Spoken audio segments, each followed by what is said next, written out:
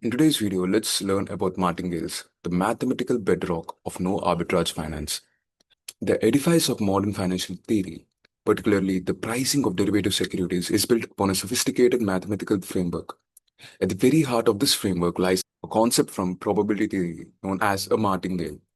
While its formal definition can appear abstract, the intuition behind it is remarkably simple and can be understood through the timeless analogy of a fair game of chance. This section demystifies the martingale, moving from the intuitive starting point to its rigorous mathematical foundation, thereby laying the groundwork for its profound application in finance. Imagine a gambler participating in a series of coin tosses.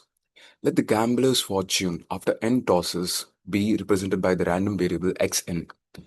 The game is considered fair if, regardless of the outcomes of all previous tosses, the expected fortune of the next toss is exactly equal to the current fortune. In other words, knowing the entire history of wins and losses provides no predictive advantage. The best forecast for the next round's expected outcome is simply the status quo. This is the essence of martingale process. This property of fairness can be connected with bias games. If the coin is biased in the gambler's favor, the expected fortune will tend to increase over time. Such a process where the expected value is greater than or equal to the current value is termed as a submartingale. Conversely, if game is biased against a gambler, the expected fortune will drift downwards and the process is known as a supermartingale. It is a common misconception that the martingale process implies symmetric probabilities of upward or downward movements. In reality, the fairness property is a statement about the expected value of the next state, which is a product of both probabilities and payoff. A game with high asymmetric probabilities can still be a martingale if the payoffs are structured to perfectly offset this asymmetry. It is also worth noting that the historical origin of the term martingale refers to a specific betting strategy. This strategy is popular in the 18th century France, which involves doubling one's bet after every loss. This betting system is distinct from a modern probabilistic concept of martingale as a fair game process. The both are rooted in the study of games of chance. To move from intuition to mathematical rigor, we must first formalize the notation of all available information. In probability theory, this is accomplished through the concept of filtration. A filtration denoted by f is equals to sequence of f of n, where n is greater than or equal to 0, is a sequence of increasing sigma algebras, where each f of n represents the collection of all events whose outcomes are known by the time n. It is a mathematical formalization of an evolving information set. With this, we can state the formal definition of discrete time martingale. A stochastic process denoted by this is a martingale with respect to the filtration f and a probability measure p if it satisfies the following three conditions for all n greater than or equal to 0.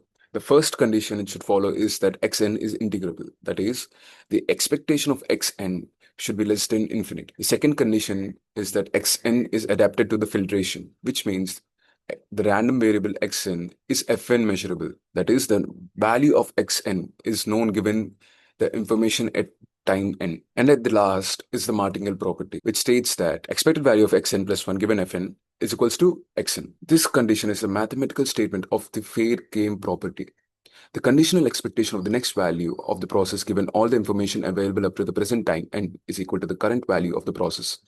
This definition reveals that the martingale property is not an intrinsic feature of a stochastic process alone. It is always defined relative to the specific filtration and a specific probability measure. The statement expected value of xn plus 1 given f of n is equals to xn is the mathematical formalization of an efficient market where the price movements cannot be consistently predicted based on the past information. If one could reliably predict the future value given all the past information is greater than the present value, this would imply a predictable upward drift. In a financial market populated by rational agents, such information would signal a clear buying opportunity.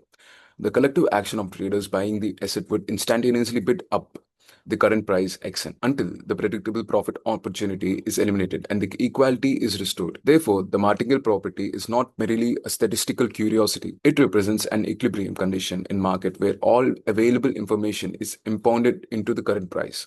The intuitive notation of a fair game finds a powerful economic parallel in the principle of no arbitrage.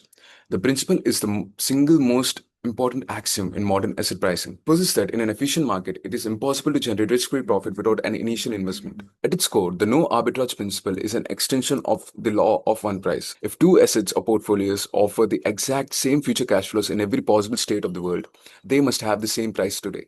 If they did not, an arbitrager could simultaneously buy the cheaper asset and sell the more expensive one, locking in an immediate riskless profit. In real financial markets, such opportunities are rare as the actions of arbitrageurs rapidly force prices to converge. The assumption of an arbitrage-free market is therefore a highly realistic and foundational starting point for any pricing model. To build a clear and intuitive bridge between the no arbitrage principle and option pricing, we employ the one-period binomial model, first formalized by Cox, Ross, and Rubinstein. This is called the CRR model. In this model, we consider a world with two assets, a risk-free bond that grows at a constant interest rate R and the risky stock. Over a single time period, the stock price S naught can only move to one of the possible two future states, up or down. Where the up state, the stock price is denoted by SU and is equals to U of S naught, and in the down state, the stock price is denoted by SD and is equals to D of S naught. This portfolio must always follow this relation. The factor of upward movement should always be greater than 1 plus the rate at which the bond is issued, and this should always be greater than the downward factor. Consider an European call option with stock price K and maturity at the end of the period. At maturity, the options payoff will either be CU, which is equals to the max of 0, SU minus K, and CD, which is equals to max of 0, SD minus K. The central question is, what is the fair price C naught of this option today? The answer is found not by forecasting the stock's direction, but by constructing a replication portfolio. This is a portfolio composed of delta shares of stock and an amount B invested in a risk-free bond. The no arbitrage principle is enforced through the concrete mechanical process of replication. If a derivative's payoff can be perfectly duplicated by a portfolio of traded assets, the market treats the derivative as a redundant security.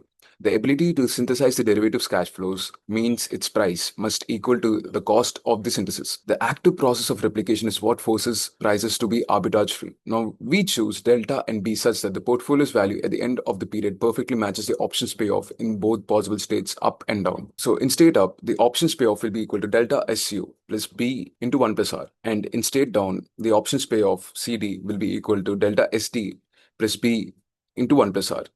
Now, from these two equations, we get the values of delta as Cu minus Cd by Su minus Sd, and B is equals to U into Cd minus D into Cu by U minus D into 1 plus R. Quantity delta is known as the hedge ratio or the options delta. It represents the number of shares of the underlying stock needed to hedge the risk of one short option. Since this portfolio perfectly replicates the options future payoff, the law of one price dictates that the options price today, which is C naught, must equal to the cost of creating this portfolio today. Therefore, C naught should be equal to delta S naught plus B. If the market of option were different from this value, a guaranteed arbitrage profit would be possible. For instance, if the option were cheaper than the replication of portfolio, an arbitrager could buy the option and sell the portfolio short, generating an immediate positive cash flow and having zero net liability at maturity. This simple binomial model serves as a microorganism of a complete market. In the stylized world, there are two sources of uncertainty and two traded assets with which to hedge this uncertainty. The fact that our system of two equations has unique solution for two unknowns, delta and B, is a direct consequence of this completeness. It implies that any contingent claim in the world can be perfectly replicated and therefore has a unique arbitrage-free price. This seemingly trivial observation is the discrete time foundation of the second fundamental theorem of asset pricing. The logic of the one-period model can be extended to a multi-period framework by constructing a binomial tree and representing all possible paths the stock price can take over n steps. The valuation process of an option in this multi-period setting is performed by a backward induction. The process of constructing a binomial model is already discussed in a channel, and if you're interested, you can watch that. Now, we can say that this replication argument provides a robust mechanical method for pricing derivatives without making any assumptions about investors' risk preferences or actual probabilities of asset price movements. However, a deeper mathematical structure underlies this result. By rearranging the pricing formula derived from the replication, a provide connection is revealed. The no arbitrage price is equal to the discounted expected payoff under a special synthetically constructed probability measure. This is the world of risk-neutral valuation and its formalization through equivalent martingale measure. And the fundamental theorem of asset pricing constitutes the core of the modern pricing theory. Let us revisit the no arbitrage price of a one-period call option, C naught, is equals to delta S naught plus B. By substituting the expressions for delta and B derived in the previous section and performing some algebraic manipulation, the formula can be written in a more suggestive form, which is C naught is equals to 1 plus R minus D by U minus D into Cu plus U minus 1 plus R by U minus D into CD. If we define a new quantity, P star, which is equal to 1 plus R minus D by U minus D, and 1 minus P star will be equal to U minus 1 plus R by U minus D. The options price simplifies to C naught is equals to 1 by 1 plus R whole into P star Cu plus 1 minus P star CD. This formula has a powerful interpretation. It states that the options price is the discounted expected value of its future payoffs. However, the expectation is not taken under the true real-world probabilities of up and down moves. Instead, it is taken under a new set of probabilities, P star and 1 minus P star, known as the risk-neutral probabilities. Crucially, these probabilities were not assumed. They emerged directly and uniquely from the no-arbitrage replication argument. The values depend only on the structural parameters of the market, the up factor U and the down factor D, and the risk-free rate R, and are entirely independent of investor risk preferences or subjective beliefs about the stock's future direction. This discovery is central. The principle of no arbitrage forces the existence of a unique set of probabilities that must be used for consistent pricing. True significance of the risk-neutral measure, which we will denote as Q, is revealed when we claim its effect on the underlying stock price itself. Let us calculate the expected value of the stock price at the end of the period under this new measure Q and discount it back to the present. So the value of this after making a series of substitutions, or the value of the expected value of the stock at the end of the period discounted to the present, is equals to S naught by 1 plus R into U minus D whole into 1 plus R into U minus D. Here 1 plus R and U minus D cancel out with the 1 plus R and U minus D in the numerator, and we'll get the final R result as the expected value at the end of the period discounted to the present time is equals to S naught. This result is precisely the martingale property of the stock price process. Establishes the fundamental link which states that the economic condition of no arbitrage is mathematically equivalent to the existence of a risk-neutral probability measure Q, under which the discounted price of a traded asset behaves like a fair game. The relationship between no arbitrage and martingales is formalized by two fundamental theorems of assets. The fundamental theorem of asset pricing states that a market model is arbitrage-free if and only if there exists at least one equivalent martingale measure EMM. This term equivalent means that the risk-neutral measure Q and the real-world measure P agree on which events have zero probability. If an event is impossible under one measure, it must be impossible under the later. This ensures that the change of measure does not fundamentally alter the structure of possible outcomes. The second fundamental theorem of asset pricing states that an arbitrage-free market is complete if and only if the equivalent martingale is unique. A complete market is one where any contingent claim can be perfectly replicated by a trading strategy involving the basic assets. In a simple binomial model, the market was complete, and we found a unique replicating portfolio and a unique risk-neutral probability. P star. The second fundamental theorem of asset pricing generalizes this observation, showing the uniqueness of the EMM is the mathematical signature of the market completeness. The term risk neutral can be a source of confusion. The existence of an EMM does not simply imply that the market participants are indifferent to risk. Instead, risk neutral pricing is a powerful mathematical device. The real world probabilities and investors' aggregate risk aversion are already embedded in the current market prices of an asset.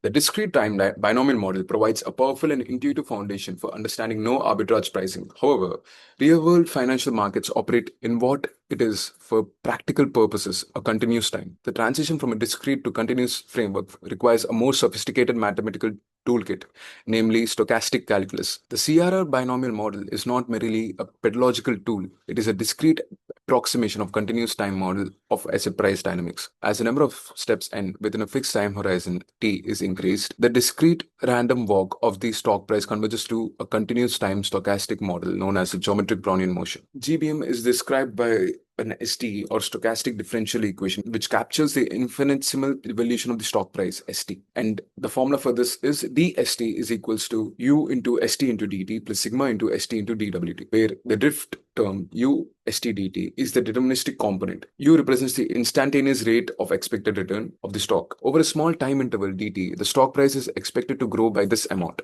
The diffusion term sigma into st into dwt is this random component of the st. The sigma is the instantaneous volatility representing the magnitude of random price fluctuations. dwt is the increment of a binary process, which is a continuous time process with independent normally distributed increments. Now the solution for this st shows that the stock price at time t is log normally distributed, and the formula for st at time, which is stock price at time t, is equals to s small t into exponential function of u minus sigma square by 2 into t minus t plus sigma into wt at time capital T minus w at time small t. Classical differential calculus is insufficient for dealing with functions of stochastic processes like GVM because parts of a linear process, while continuous, are no way differentiable. The tool that extends calculus to this random domain is Ito's lemma. Now, using Ito's lemma, we can derive a function c, which is a function on st comma t, where st follows the GBM specified above.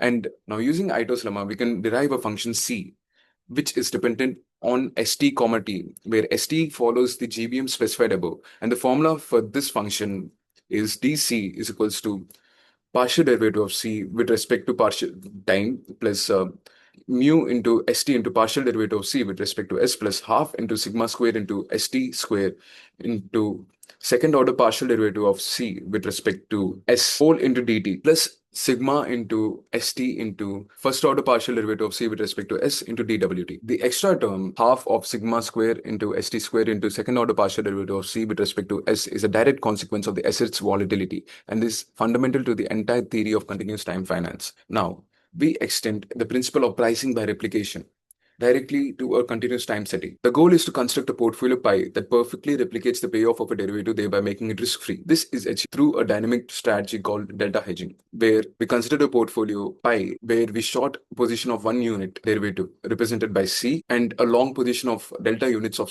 underlying stock. The changes in the portfolio over an infinitesimal step d pi is given by d pi is equals to minus dc plus delta ds. Now substituting the expressions of dc and delta and ds, we get the equation as d pi is equals to minus dc minus half into sigma square into st square into partial second order partial derivative of c with respect to s whole into dt. By the no-arbitrage principle, we know that this now risk-free portfolio must earn the risk-free rate r. Therefore, it changes its value equal to d pi. So therefore, the changes in its value equal to d pi should be equal to r pi dt. And if we substitute the value of the portfolio pi into this equation and the value of d pi into this equation, we get a PDE or a partial derivative equation as partial derivative of c with respect to time plus r into st into partial derivative of c with respect to s plus half into sigma square into st square into second order partial derivative of c with respect to s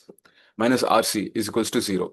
One of the most profound results of the Black-Scholes derivation is that the real-world expected return of the stock Q completely cancels out the final PDE. This demonstrates that the price of the derivative is independent of the investor's expectation about the underlying asset's growth. The only parameter that matters are those required to perfectly hedge the risk, which are the volatility, sigma, and the risk-free rate R. This independence from U provides the ultimate justification for the risk-neutral valuation in a continuous time setting.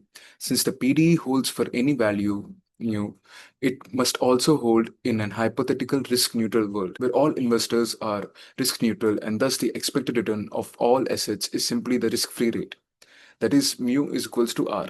Because the PD is identical in both the real and risk-neutral worlds, its solution, the option price, must also be the same. The Martingale property from the discrete model is preserved in this continuous limit. Krusnov's theorem is the formal mathematical tool in continuous time that allows for the change of probability measure from real-world measure P to the risk-neutral measure Q. Under this Q, the SDA for the stock price is transformed to have a drift equal to the risk-free rate. So DST is equals to R into ST into DT, which used to be mu into ST into DT, plus sigma ST DWTQ. An application of Ito's lemma to the discounted stock price process e to the power of minus RT ST shows that under Q, its drift term is zero. This confirms that discounted stock price is a Q martingale. The famous Black-Scholes formula for a European call option is nothing more than the discounted value of its terminal payoff calculated under the risk-neutral measure. This demonstrates that the partial derivative equation which we got from delta hedging approach and the martingale pricing EMM approach are two sides of the same coin. In a complete market, both lead to the same unique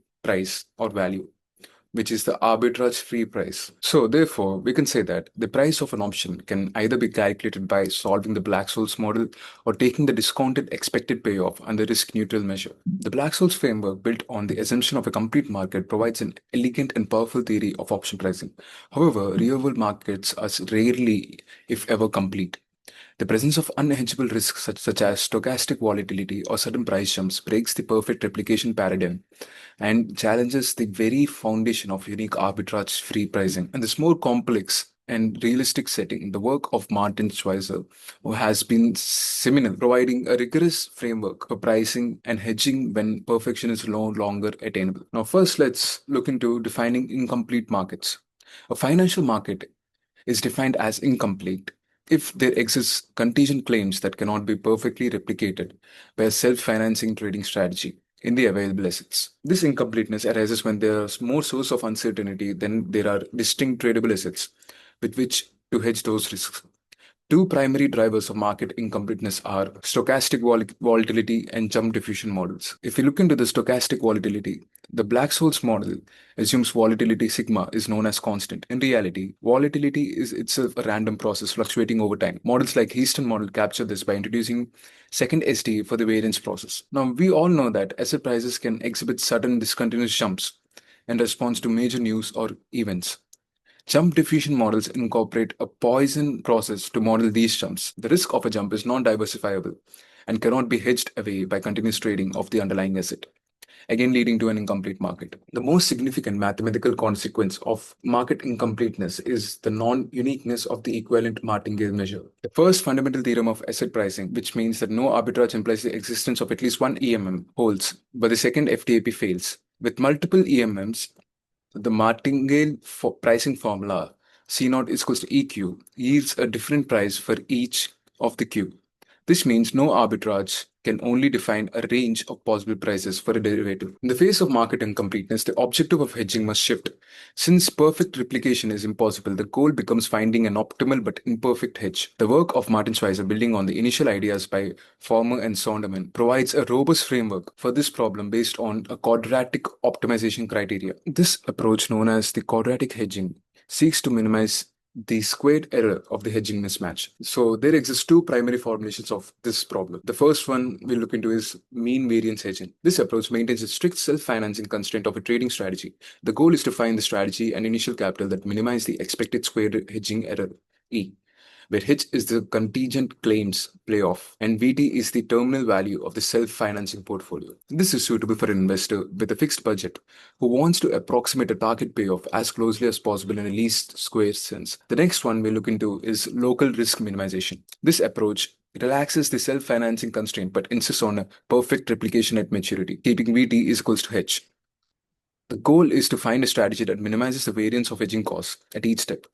The resulting strategy is not strictly self-financing, but is mean self-financing, meaning the expected value of any additional cash infusions or withdrawals is zero. This is more suitable for a derivatives dealer who has sold a contract and must deliver the payoff and seeks to manage the costs of the hedge dynamically. The central mathematical tool for constructing these optimal quadratic hedges is the former Schweizer decomposition. This decomposition is the generalization of Kolchuk-Kuneta-Watanabe decomposition to the case where the underlying asset price is a semi-martingale. That is, it has a drift under the real world measure P. The decomposition expresses any square integrable contingent claim hedge as the sum of three components, H0 plus integral from 0 to t into epsilon ht into dst plus L superscript H subscript. H0 is a constant representing the initial cost price. The integral term is a stochastic integral representing the gains from a trading strategy epsilon H. This is the hedgeable component of the claim. The last term, LHT, is the terminal value of the martingale LH that is strongly orthogonal to the martingale part of the stock price process S. This represents the unhedgeable component of the risk, which cannot be eliminated by trading the stock. The process epsilon hedge derived from this decomposition is precisely the locally risk minimizing hedging strategy. The problem of non-unique EMMs creates a challenge for pricing theory. Schweizer's framework resolves this not by arbitrarily selecting a measure, but by defining a unique price through an economically meaningful optimization problem.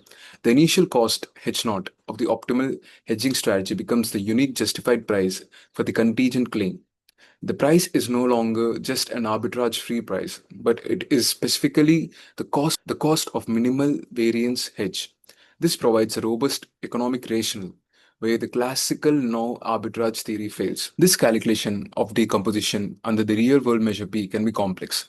A key insight is that the decomposition can be found by switching to a specific canonical EMM known as the minimal martingale measure. The minimal martingale measure is the EMM that is closest to the real world measure P in the sense of minimizing the relative entropy. Its density process has an explicit representation in terms of characteristic of the stock price process, making it constructively accessible. The crucial part of the minimal martingale measure is that for continuous price process, the former Schweizer decomposition under P simplifies to the standard Galchok-Kunita-Watanabe decomposition under the MMM. This allows the optimal hedging strategy, epsilon hedge, to be identified more easily as the integrand in the Galchok-Kunita-Watanabe decomposition of the claims value under the minimal martingale measure. The intellectual journey from a simple coin toss to the sophisticated hedging strategies in incomplete markets reveals a remarkable conceptual unity, all bound together by the mathematical language of martingales. What begins as an intuitive notion of a fair claim evolves into the central organizing principle for a theory of asset pricing that is both mathematically rigorous and economically profound. The discrete time binomial model serves as the crucial first step, demonstrating with elementary algebra that the economic principle of no arbitrage is inextricably linked to the ability to construct a replication portfolio. The process of replication mechanically enforces a unique price. The algebraic rearrangement of this replication price reveals the existence of a synthetic set of risk-neutral probabilities. It is under this special probability measure, the equivalent martingale measure, that the discounted asset price process behaves as a martingale, a fair game. The fundamental theorem of asset pricing formalizes this duality, establishing that the absence of arbitrage and the existence of an EMM are two sides of the same coin. The transition to continuous time preserves this core logic. The transition to continuous time also preserves this core logic. The Black-Scholes model derived through the continuous time replication strategy of delta hedging confirms that the derivative's price is independent of the subjective expectations about the asset growth. The pricing formula is precisely the discounted expected payoff under the unique EMM, where the discounted asset price is again a martingale. Here, the martingale property is not just a pricing tool, but a direct consequence of dynamic hedging argument that eliminates risks. However, the assumption of perfect risk-free replication is an idealization. Real markets are incomplete, beset by risks like stochastic volatility and price jumps that cannot be perfectly hedged.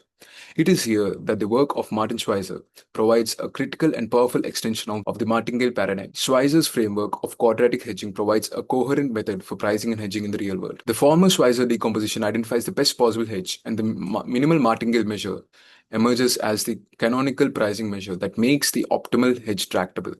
In conclusion, the absence of arbitrage is the foundational economic law of financial markets.